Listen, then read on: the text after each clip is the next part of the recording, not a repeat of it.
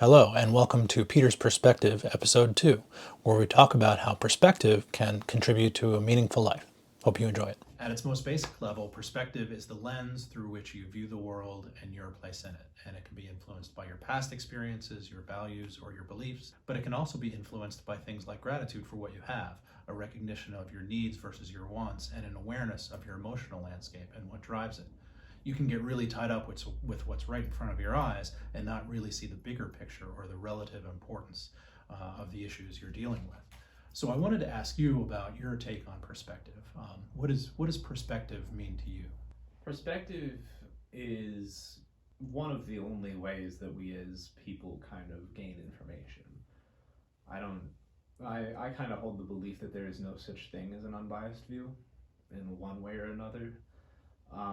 But perspective shifts greatly between people.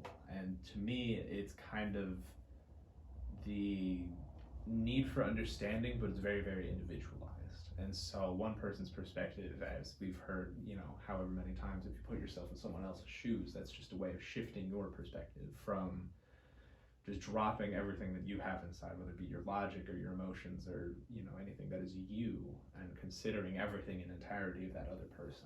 Helps you to understand their decisions a bit more and stuff like that if they're doing something that you're noticing, but it also helps you to kind of broaden yourself.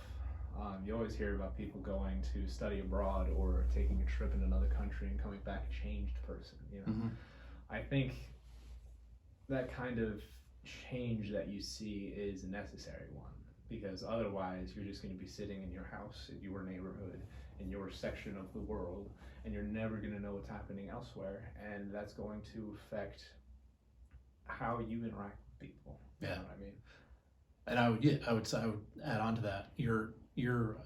It's impossible to have a broad perspective without having a broad life. Yeah. You mentioned bias, and I agree with what you said. I think bias is one of those words that has an inherently negative connotation, even though it's not meant to be negative. Your bias is just the way you react to things based on your experiences and your values and your beliefs. Mm-hmm. That's your bias. Everybody has one. There's no such thing as an unbiased perspective. So that I think that's really interesting. And I think people get caught up in their lives, and it's easy to get caught up in your lives. Like everybody's busy in some way. People that have a job, people that have kids, people that have issues they care about. It's really easy to get caught up in the busyness of your life and not really step back and think about the good things. That's where gratitude comes into play with your perspective. If you always have enough food to eat, if you always have a roof over your head, clean drinking water, if you have your health, those are elements of perspective that can, if you're intentional about it, that can supersede some of the bad things that are happening. Now, of course, not everybody has those things, but I have, in my experience, the people that are struggling with some of those basic needs are often more happy than somebody who's really rich and who gets caught up in wealth or fame or some of those things where there's not that much meaning in it. Mm-hmm. So when you think about, I guess, your challenges and the things that stress you out, how does perspective play into that for you? It might be a bit silly, but the way that I try to keep perspective in mind is remembering what we are, where we are. We are animals in a world that is built to break us down, to encourage us to, evolve and everything like that with the process of natural selection.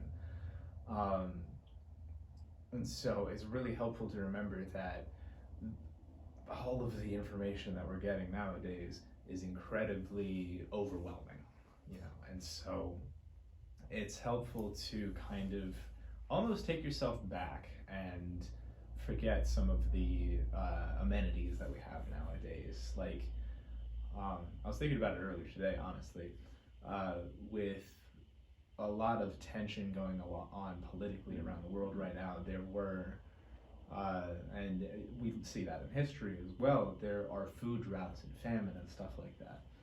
And I was thinking about it earlier today, and I was like, God, it's just so frustrating. It seems that there's nothing we can do. And I was like, pause, take a step back.